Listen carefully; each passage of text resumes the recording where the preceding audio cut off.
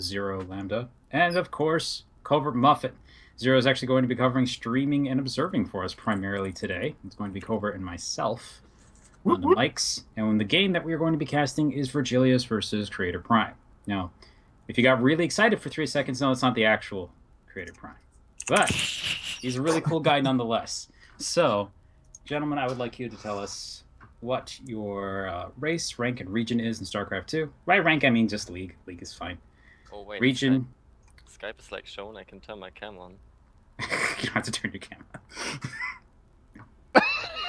Just don't wear the hat again. Oh my goodness, we had a show match with him yesterday and he wore the worst hat. I wore a hat with the Nando's company logo on it for dank memes. Okay. For a fun question, I'm going to go off in some weirder territory than I've done in the past. I want to know what your favorite Twitch emote is. So we'll start. Well, we'll start with the normal questions first. So, tell us who you are in terms of StarCraft.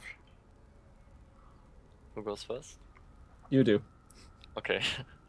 Well, I mainly play Terran on EU, but I off race a whole lot. Like I almost play as much random as I play Terran. And yeah, but mainly Terran. I'm Diamond League. Nice. Okay. All right. What's your favorite Twitch emote? My favorite Twitch emote is the GSL emote, the Sick City with Tasteless. Really? I don't know if I've seen this one. I know what you're talking. I'm like never awake during the actual Twitch broadcast of that. the GSL Sick City one. Nice. Vergilius, what about you? So I'm a Diamond Protoss who plays on NA, and my favorite Twitch emote, you know what I really love? I love What Face. What Face is the best. What Face? Wait, I'm gonna type it in chat now. Yeah, type these in the chat. I want to see them. Yeah, I did it in the party chat. Okay, wait. Where's everyone watching? Spam this in chat right now. What? What face? Oh, that's kind of amazing, actually. Oh, that's a GSL one. I have seen that before. I just didn't know what it was. Oh, man. Oh, it's so funny. Nice. Okay. Well, tiny bit of entertainment aside, it is time to do map vetoes. So we use the typical map pool on the ladder, so that part of it's going to be the same. Just Coda, Echo, Expedition, Vani, Cactus, Inferno, and Iron Fortress. We need to reduce this down to 3, so we're going to play rock, paper, scissors. I want you to message me in StarCraft with your choice of rock, paper, or scissors. Not all 3. And and I will tell you who won. Covert. You can participate if he wants. But I'm gonna win. Oh, whoops. CreatorPrime accidentally messaged me.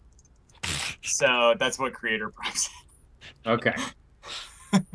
Vergilius, currently known as Boreal, went rock, and I almost said Covert Muffin. The creator wants scissors. So, Vergilius, would you like to go? Would you like to veto first or second? First. Okay. All right. What do you want off? First veto I want is Inferno pools. I veto Expedition. What a shame. No, I veto Vani. No! Why? Covert gets sad, as he always does. The drops on that map, man. They're a bitch. One more Dude's veto. my favorite map ever. I veto Coda. Wow. I can agree with that. Okay, so we have Echo, Cactus, and Iron Fortress left. What would you like to play on first, Vergilius? Do I pick or? Yes. Him? It's an odd number. Just Echo, Cactus, or Iron Fortress? I'll go with Echo. Okay. What do you want second? Iron. All right. And third, of course, is Cactus Valley. That means we are ready to get started. So while we get the lobbies set up and everything, I'm trying to think if I have a favorite one. You have a favorite one, Covert? So my favorite map ever is Vani Research Station. Ever? Like off ever. the whole like history of the game? Yeah, absolutely. Really? It's definitely my favorite. First of all, it's an asymmetric map when you split it vertically, which is actually really rare in Blizzard maps. You don't see that a lot. And then the second thing about it is that it has really long distance vertically. So it's got like sort of that 4-player map-esque extra defense versus cheese. And also scout timings are a little bit weirder on the map if you do them quote unquote properly. So it can really screw a lot with people, but then it gives you sort of this safe feeling. So like proxy plays are still really strong.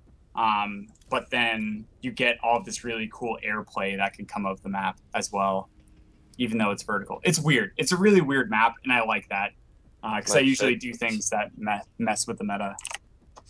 My favorite map of all time is Whirlwind. So many good memories. Oh, good choice. Oh, yeah.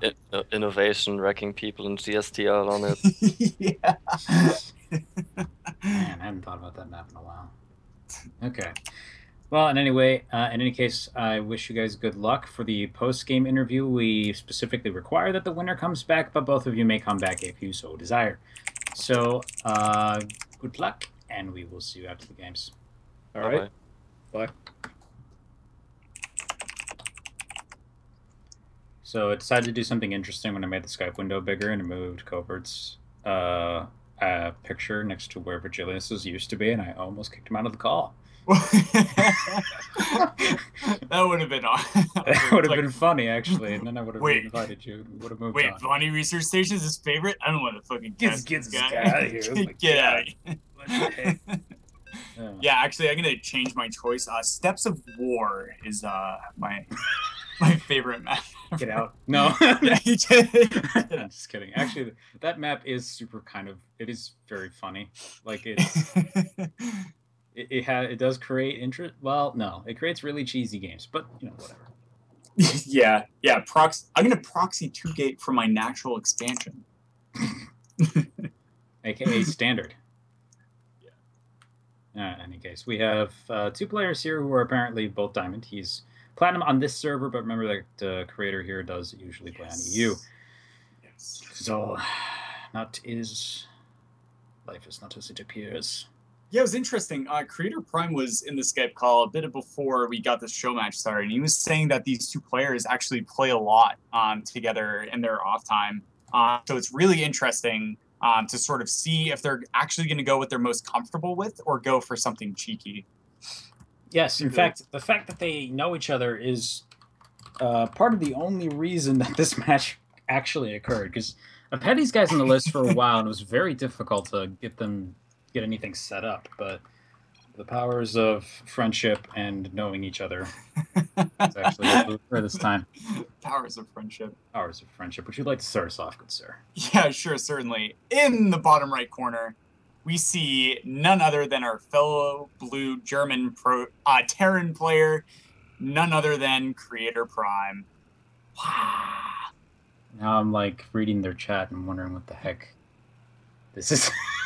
Just typed to the party for some reason. But anyway, I'm trying to figure out what his icon's about. Oh yeah, Dawn of War. I don't know. In the top left part of the map, we have our orange Protoss player, Boreal, also known as Vergilius. And that is totally a character from Dawn of War. I don't know which one though. I just recognize the armor. Yeah, I just saw them talking about David Bowie, and that's sort of all I understood from what's been going on so far. Oh, man. Well, now that we got a little time to wait, because it looks like neither player is doing anything particularly insane to start us off, I would like to know from, basically, have you played any of the Dawn of War games? Like, not the tabletop. If you played the tabletop, that's cool. I have no ability to relate with you there. But that's okay. Yeah, I might have played the tabletop, but I actually haven't played any of the video games. Have you? Do you have extensive experience? Oh, yeah. Not extensive. I played the original 40K Dawn of War that came out on PC like 10 years ago or something. Very, very odd game, actually. Interesting. Pretty slow moving like most RTSs at the time, but you had squads instead of individual units that you would build. So you would build your typical Marine unit for one of the human races, and it's these 9 dudes. And then you upgrade individual dudes in the squad with different weapons, and that's what makes them counter things. Huh, that's very interesting. Yeah, so it's like an RTS sort of army-based game. Oh yeah, I mean, otherwise you were taking points around the map to pick up like resources that let you build higher tier units, cool. get more money. It's typical RTS fare in that sense.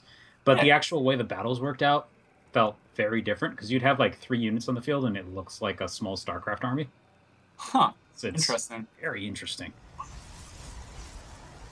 Yeah, this is actually kind of cool. I'm kind of interested to see what's coming out of our Orange Protoss player. Oh, Proxy Stargate. He's probably going to get some sort of Oracle here. So we saw the Protoss player actually open up a very, very rare opening, which is getting 2 assimilators before you throw down your cybernetics core.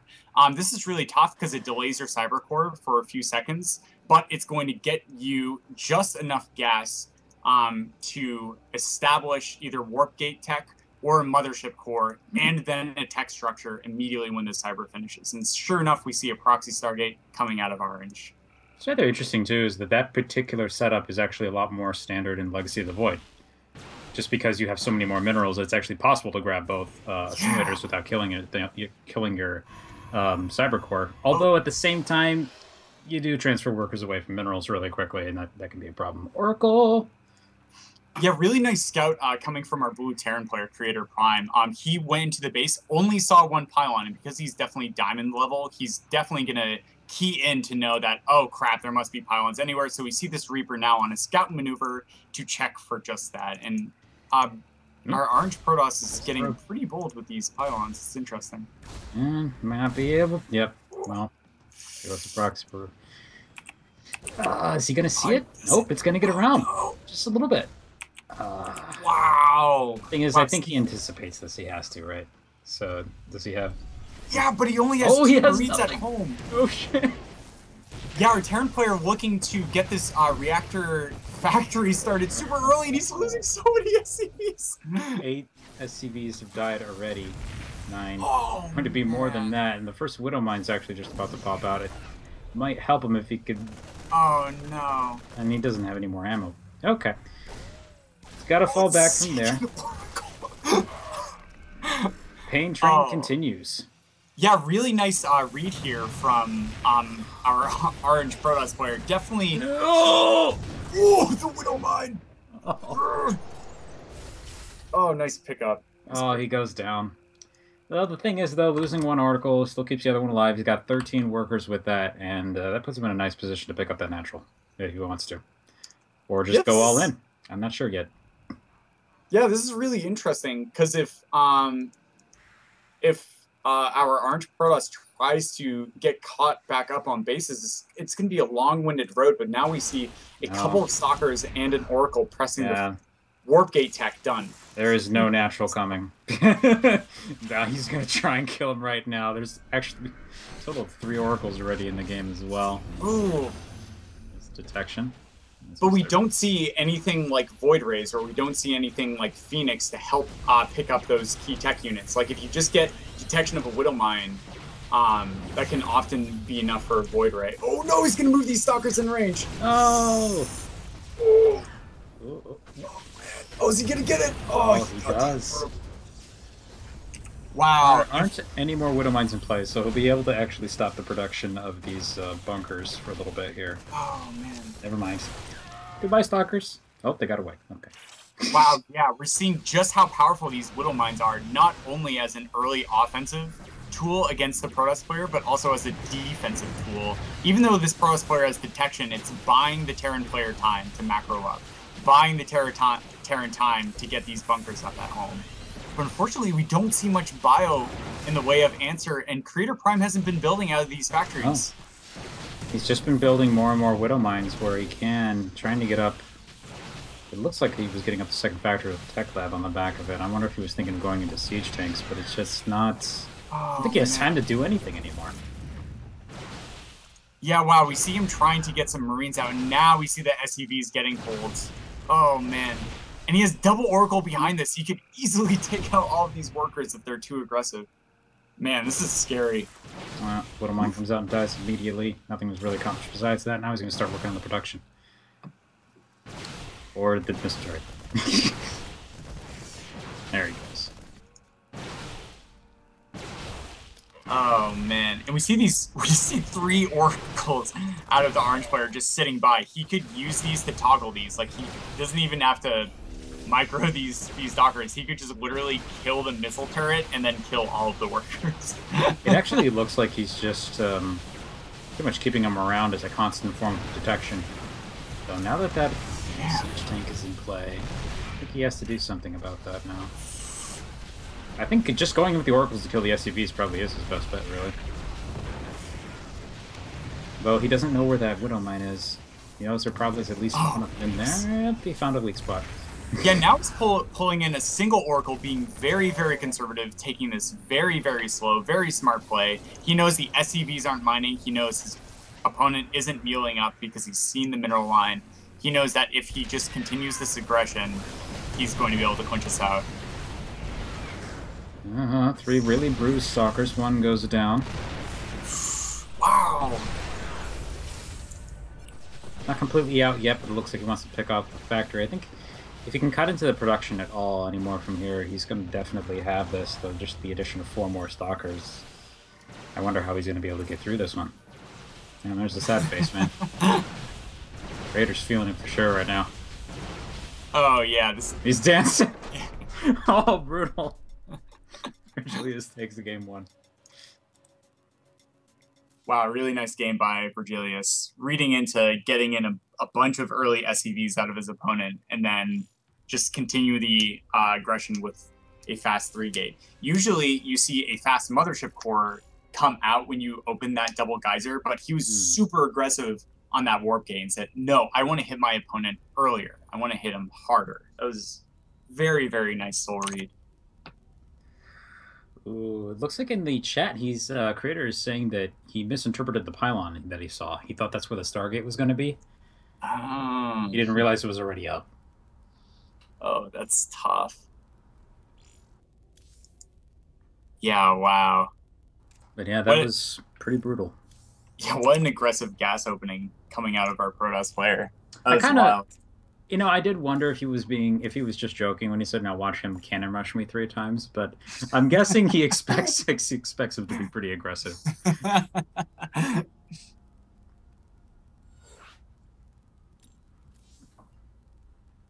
Wow. Yeah, that was pretty crazy. We saw excuse me, we saw CreatorPrime trying to get up like a double factory going into mech mid-game. Those Widow Mines did the trick with the early defense, but unfortunately, he wasn't continually restocking his army as the stalkers were whittling away. He didn't get the siege tank up immediately once that tech reactor factory finished. And so I think those early oracles really did a number on the economy to sort of keep that macro play going from our Terran player. We'll see what sorts of adjustments he brings in game 2. Oh, yeah. So what do you think of Iron Fortress? I think it's an interesting map because there's a lot of high ground all over the place. So even though the watchtower is in the center, it's not actually extremely useful because you sort of want to continuously reposition yourself up on the potential 3rd bases and 4th bases to sort of be able to surround and seek the army. I think it's a beautiful map for Zerg. Really interesting. All right, why don't you kick us off, Omega? Going in games. In the top right of the map, we have our blue Terran player currently behind 1 game. It is CreatorPrime. So anybody watching this on a YouTube video who just searched for the words CreatorPrime trying to find builds, you were in the wrong place. However, you should probably stick around and watch the match anyway, because I'm sure it'll be fun. And spawning in the top left position, horizontal from his opponent, we have none other than the orange Protoss, Vergilius. Awesome. Oh, this is great. I'm super excited to see what both players break out in game 2. So as CreatorPrime in this situation, what would you think about making adjustments for this game? Do you think you would continue on the same strategy? Do you think you would try and respond with some sort of cheeky cheese? Or I feel like personally, it would depend a lot to me on how often I'm able to scout what he's doing in our practice games. If I'm playing this guy a lot and I'm usually able to find his proxies, then I wouldn't just immediately switch to another strategy. I would say, no, this is how I usually beat this guy. I'm going to go with that again. That said, if that's not really happening with him, then he might be thinking that way. That might be play a little bit more conservatively, especially if it doesn't scout him right away. To be honest, that's going for both players. Wow. So neither player is going to get that initial scout off, which that initial scout's super important anytime you're going to do anything insanely aggressive. It doesn't really change warp gate timings too much, but everything else, your options become more and more limited. Yeah, that's a really good point. We see a really aggressive command center first coming out of CreatorPrime. He says, you know what? Last game you beat me on a one base all in. Well, this game I'm not going to shy away from taking my natural expansion. In fact, I'm going to get it before I get anything else because I'm that confident in this build. Very, very strong, aggressive, economic focused play from CreatorPrime. Yeah, and this is a good pick here. This is actually even just a decent pick even on ladder, because your odds really of getting hit with more aggressive plays on this map are going to be a little bit lower than elsewhere, just because of the luck factor involved.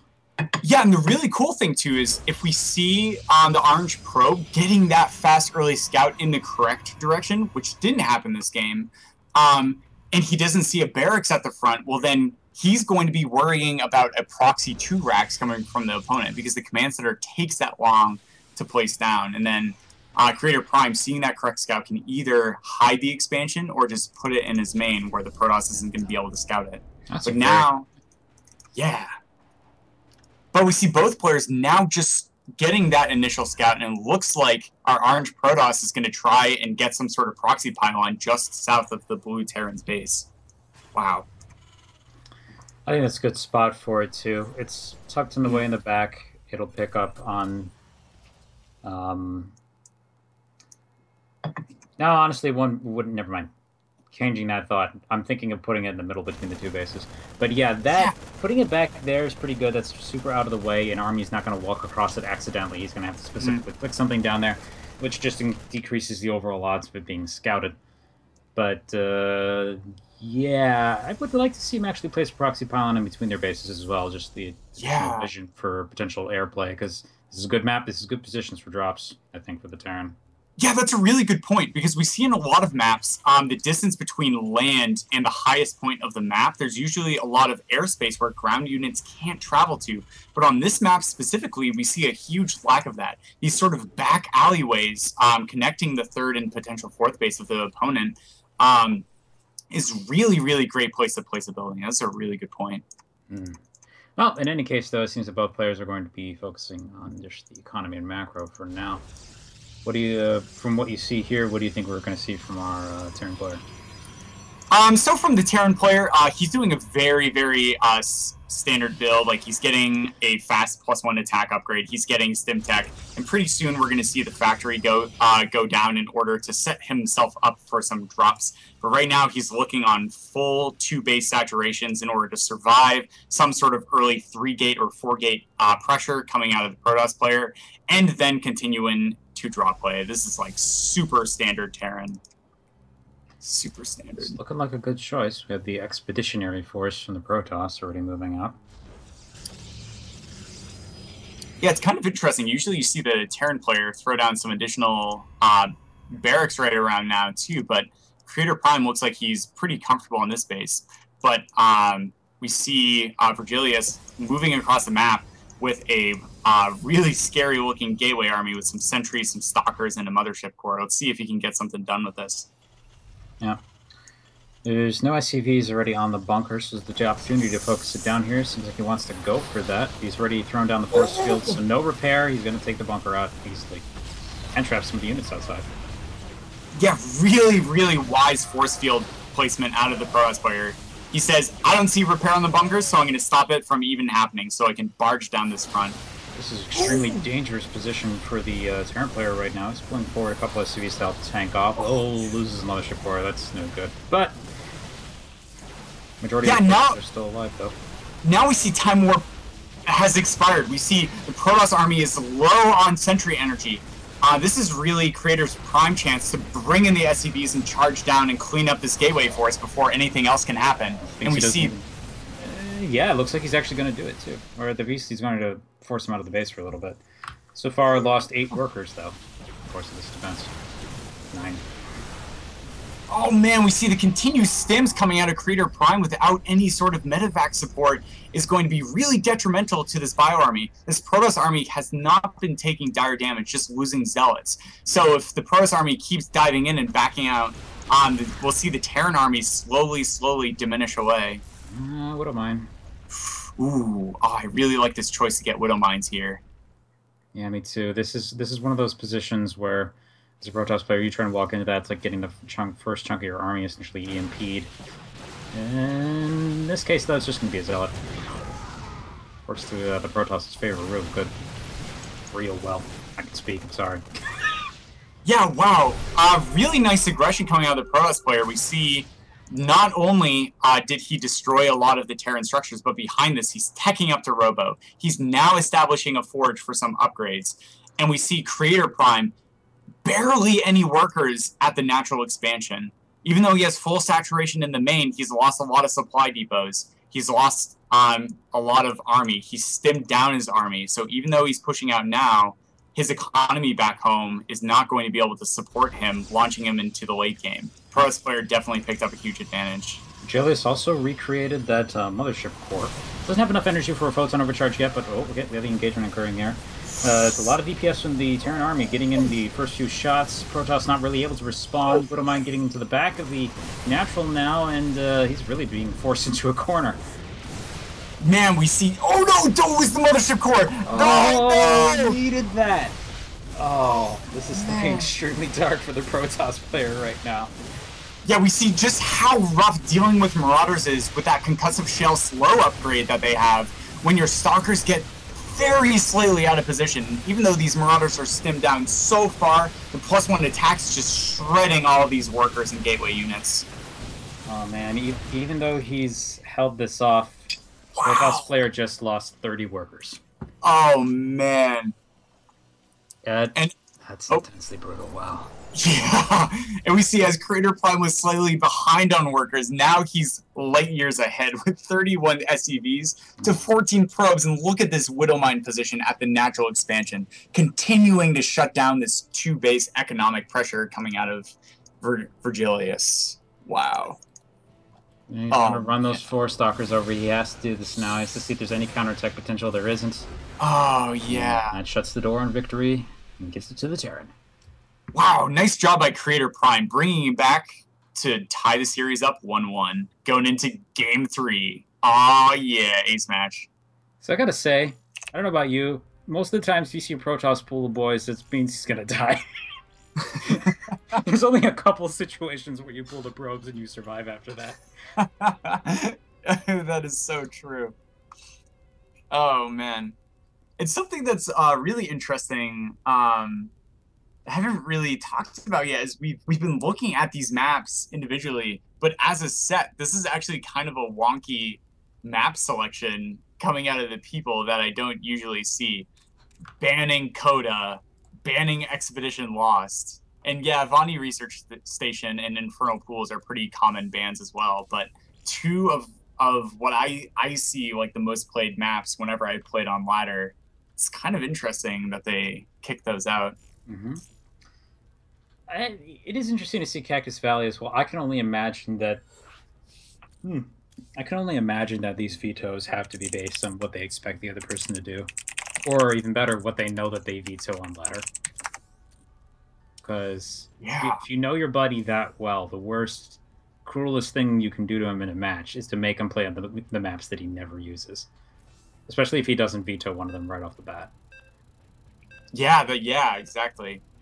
It's interesting, too, because these players play a lot, so there must be some sort of mind games going on with, oh, I've gotten wrecked by this person on this map before, or, oh, like, I know this person likes this map, so maybe they had a little bit of targeted map selection between the two.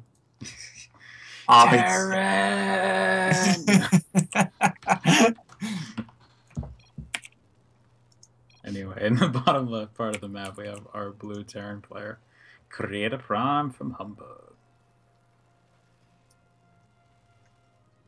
Oh yeah, and in the top left corner, spawning in vertical cross positions this time, we have none other than the Arch Protoss, Vergilius.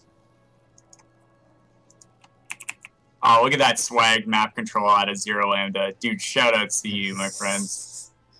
This guy's been observing extremely well for a long time. Now, let's see, this time we have... looks like the back of the Protoss base facing the Terran yet again.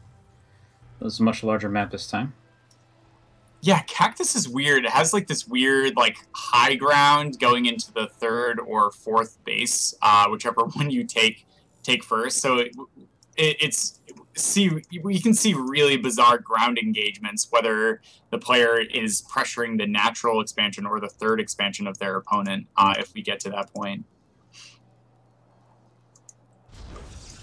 Okay. Gateway at the back, forming a nice little wall off. Very good for dealing with that early Reaper. CreatorPrime seems to be following pretty close to the standard build opening that you would use for that. Yeah, something that's interesting. We out of Vergilius, we've seen really nice building placement in order to deny the Reaper mobility, which is so often coveted by Terran players. It can be really scary to deal with. Ooh, and we only see one gas this build, so it looks like both players are going to go into more of a standard-esque opening. Yep, usually a lot of Protosses will go this route, throw it on Cybercore, and then get the gas second after that. Gives you just enough gas to grab both the Stalker and a Mothership Core. A little bit before that Reaper gets there. Can be super helpful, and especially if you're concerned about your opponent's ability to control the darn little thing. yeah, exactly. Oh, yeah.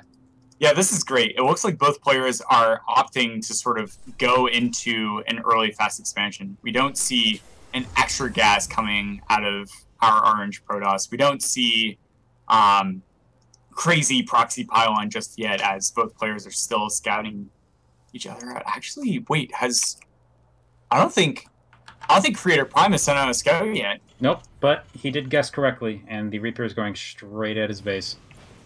Oh, wow. Oh, excellent. Meanwhile, Vergilius has realized that his opponent has to be in the bottom left now, so he's bringing his probe back to the watchtower. It looks like he's just going to keep him there for a little bit. It's time to get that scout on. Yeah, and I think the Orange Protoss is actually going to be really excited to see this early Reaper coming out of the Terran because he picked up such a fast Nexus.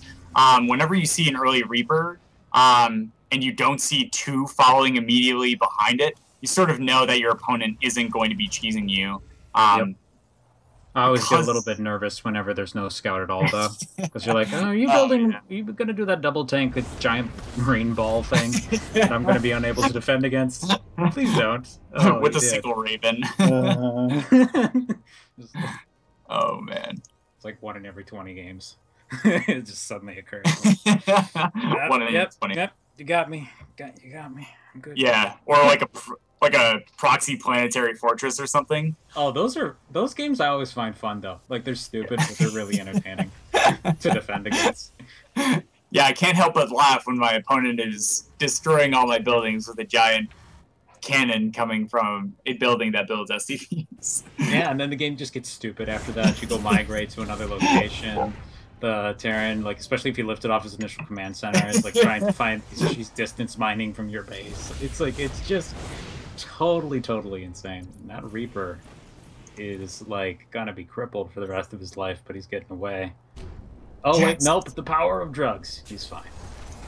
Oh, interesting. We're going to see a very, very fast, aggressive drop coming out of CreatorPrime. Not getting the Tech Lab for Banshees, opting instead for a single Hellion for Marines. Very, very strong drop. But out of our Orange Protoss, we see an early Blink play. This is a very, very nice defensive reaction. And the Robo facility for a follow-up. I wonder if we're going to see Just the usual Colossus play out of that, or if you might throw in a Warp Prism. I like Warp Prism plays. So Legacy of the Void makes me like him. It's hard not to. Yeah, it's interesting. Oh, weird. Looks like CreatorPrime's just not going to load up any sort of Hellions into this medevac. He's instead just going to bring in the 5 Marines and then try and pressure the natural. So as he's drawing back the Protoss army, he's going to try and swing by and pick up a bunch of juicy probes. Because as probes are light armor, they take additional damage from Hellions. What do you think it's better to run in here first with the drop? Probably just as longer distance for the army. Yeah, definitely for the drop, because there's Protoss players are often scared of an early bio push at the front. So then they keep their main gateway army at the front. But we see, oh man, it's working perfectly for the blue Terran player. We see Photon Overcharge in the main, but now the Hellions are doing so much work on the probes, getting 6 probe kills, and these Stalkers, though, are going to be able to clean this up. Unfortunately, probably not quite as effective as it could have been, as the Photon Overcharge, when it was thrown down, immediately started hitting the Marines. The Marines basically expended the rest of their fire on the Nexus. Oh, yeah. All of them died, as well as all of the Hellions. So, yeah, he got 8 workers and a decent chunk of his army as a result. Oh, man, but the Orange player has a huge pack of 19 probes sitting down the south side, only now just bringing them back. 1 minute passing. Oh, man, that's hundreds and hundreds of minerals that he just lost, hundreds of gas. That could have been mines. And you can see that right now. He's actually a little bit mineral starved as a result. And he's sending the rest of them back down, splitting them up. Wow. And just when you thought that aggression was pretty strong, we see a Widow Mine drop now heading up from CreatorPrime.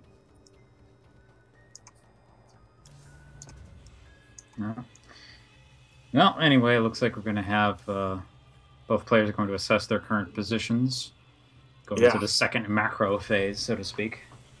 Oh, wait, no, we have something floating up toward the top of the base here. What are you? Ah, it's a medevac hiding on the exact edge of the screen. Yep. Yeah, so it's got double Widow Mine in it. And we see, like, we actually see the Terran player, now that he's done this aggression, just happy to sort of shore up and at his home, getting double upgrades, getting a bajillion of extra barracks in order to continue that strong macro. And pretty soon we'll see an armory coming down. Well, Widow Mines were effective. It's got another chunk of workers. Oh, man. Total of 17 dead. And, well, okay, so, yeah, as I was saying here, this is one of the things in Legacy of the Void that you might be very likely to see is during this exact same phase where there are drops from the Terran, there are actually drops from the Protoss with the depths. So it gets kind of insane. Oh, man. It's good times, good times. I'm looking forward to seeing how it develops as people go forward. I can't wait to experience it. Also, Siege Tank drop micro is very fun to watch. Oh, yeah, I bet. Yeah, because you can pick up siege tanks while they're sieged in Legacy, right? Yep. Oh, and man. the thing is, they fire instantly when they hit the ground. There's no delay. So they actually fire faster than roaches can respond, for example. So you can drop them on the roaches, pick them back up, drop them on the roaches, pick them back up. Oh, man. That's ridiculous. Yeah. We actually saw this, a Reaper just travel into the Orange Protoss base, seeing the Colossus deck, seeing the Robo facility, so he knows what to expect. Let's see if he reacts with some sort of Vikings, but no, it looks like he's supply blocked and going to try and continue medevac production out of this starport. This push coming out of our Orange Protoss, oh my god! The Widow Mine shot, dealing lots of damage. Yeah, a nice chunk of shield's gone from the Colossi now too, and that's enough to make Vergilius a little bit wary of wanting to go anywhere near that place again. Yeah. Yeah, Widow Mines are amazing because if your opponent doesn't have detection, they can deal guaranteed damage. But then if your opponent does have detection, they also buy you time. Time to get those Vikings, times to get additional Marauders, and continue your upgrades. Or Prism. Oh, man. And we see the Protoss player doing a very smart thing. He says, oh, that's awkward. Look, I'm not doing anything. Neither are you. We know that. Okay. Oh, man. We see the Protoss player doing a very smart decision. He says, I have the Colossus Force to deal with your bio if you try and straight down push me. But we actually see this Nexus going down at the third base. He's saying, I can defend I can't exactly push efficiently, so I'm going to put pressure on you by taking my third. Oh, there's an observer there this time. The observer is being moved away, so it does not get destroyed by the first shot. Oh, takes up 5 more workers. I'm gonna say Vergilius is recreating his economy fairly well here, but still lagging behind, and it's starting to really show in the army supply. 85 to 50 army supply right now. Wow, yeah, that is absolutely insane. Even though the Protoss is up on tech and units, the Terran is now approaching almost finishing +2 attack. +1 armor is already done, and +2 armor is on the way. So if the Terran army, yeah, he's just pushing out right now. This is really terrifying for the Protoss. Uh-oh. Yep, this ball of units is going to run up there. One thing working in Vergilius' favor at the moment is that there are no Vikings, I believe. Yep, still no Vikings. So he does have the ability to engage at a distance. The question is just going to be, does he have enough meat on the ground to keep the Colossi alive long enough? Yeah, exactly. Isn't much here. Oh my Perfect God. force fields is what he needs at this point. Oh, there's so many Marines and Marauders. Oh, there's more, for some reason, probes killing themselves. Well, okay. Oh! Kind of saved some of the army there, but yeah, there's nothing good stopping him killing the third. He would have been able to walk up and just finish him right off. Wow, yeah, CreatorPrime taking game 3. Wow. Man, those were some brutal drops. Oh, that was such a strong play coming out of the Terran player. Very nicely done. And I think some people in the chat were talking about it just when that initial attack occurred where he could have, where he got hit by that Widow Mine out of nowhere. I guess he didn't have the detection with his army, or he didn't feel confident that he'd be able to just slowly push in. And that might have been his moment to do it, though. Yeah, unfortunately, we saw that first observer coming out of the Robo facility taking much more of sort of an offensive standpoint, trying to get some sort of scout, trying to detect a drop coming his way. But what we saw was that this opened up the Protoss main to be sort of vulnerable to these Widow Mine drops. Definitely a great pickup from our Terran player. Really nice. Here I am. Welcome back. Oh man. That was some abusive shit. Nice. I think you were both doing it a little bit. Oh man.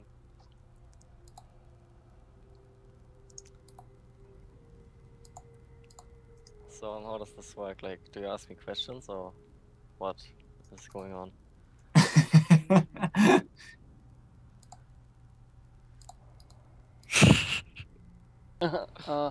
Okay, hold up a second. No problem. So, apparently those changes that they made, there we go. Those changes that they made over on with the private messaging thing kind of screwed up modding a little bit.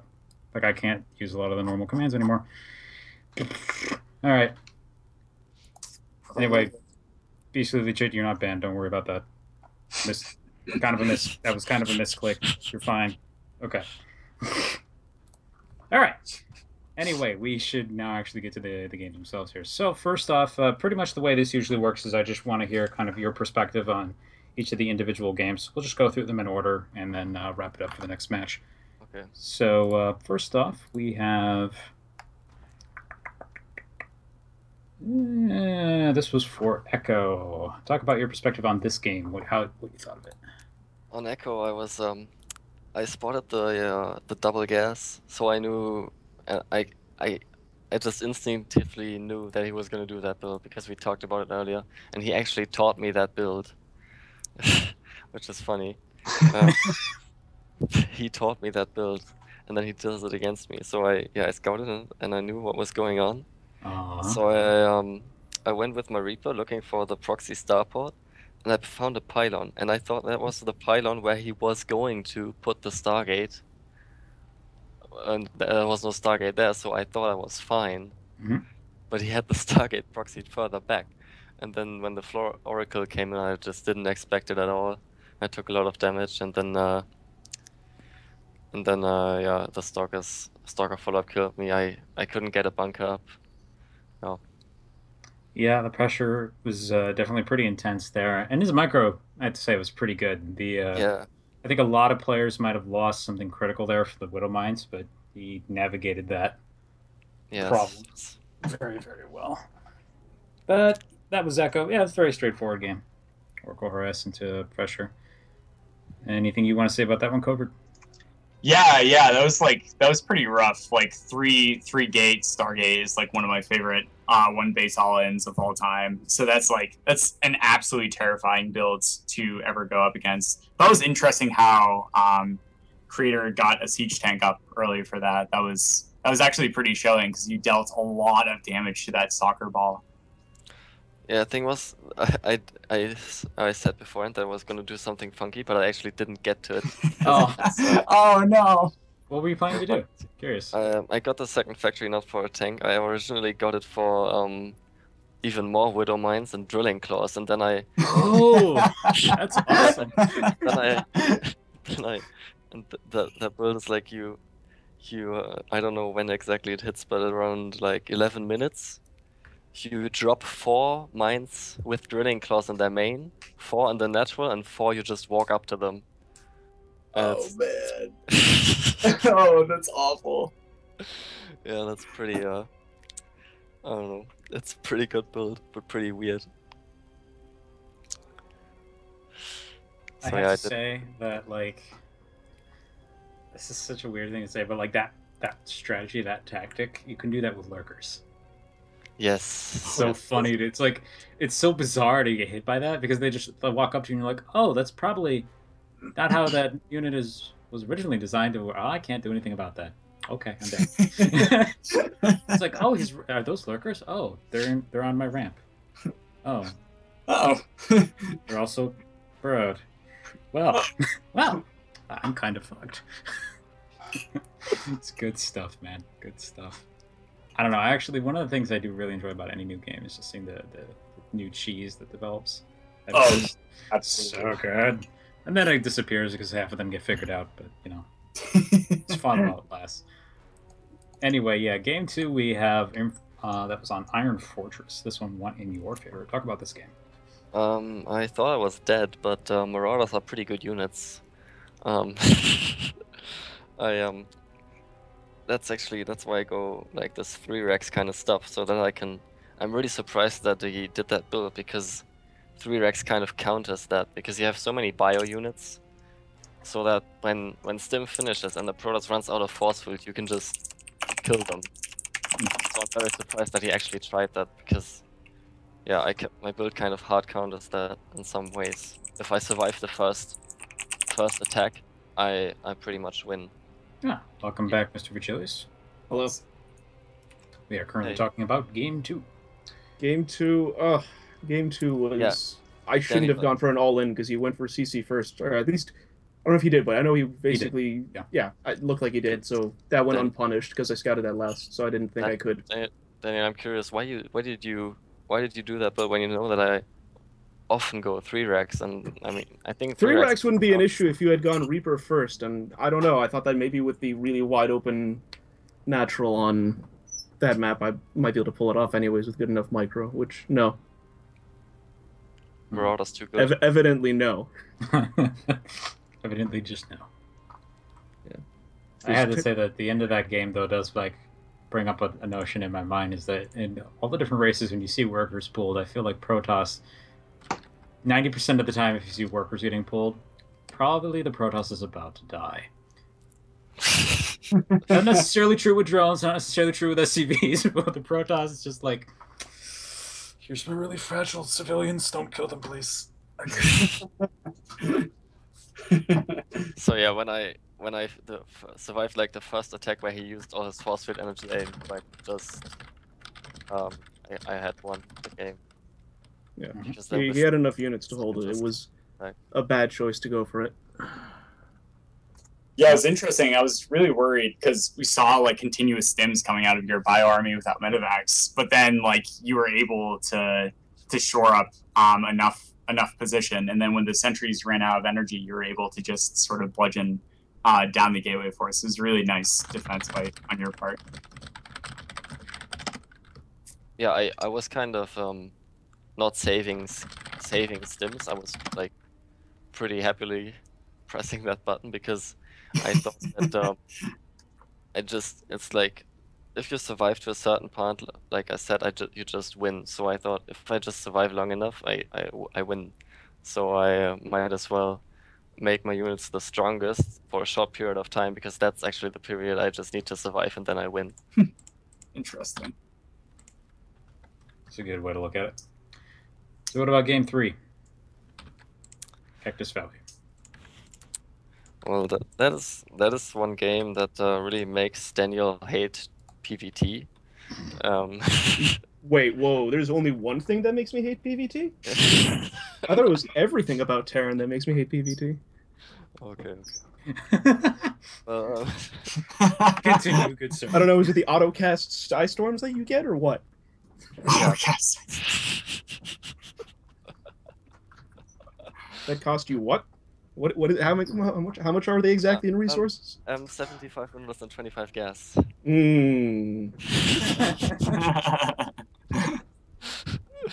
But yeah, I actually Man, messed up. if I could do that, I bet there would be a Novello video up on YouTube in no time. Actually, I messed up my build, like the Hellion thing.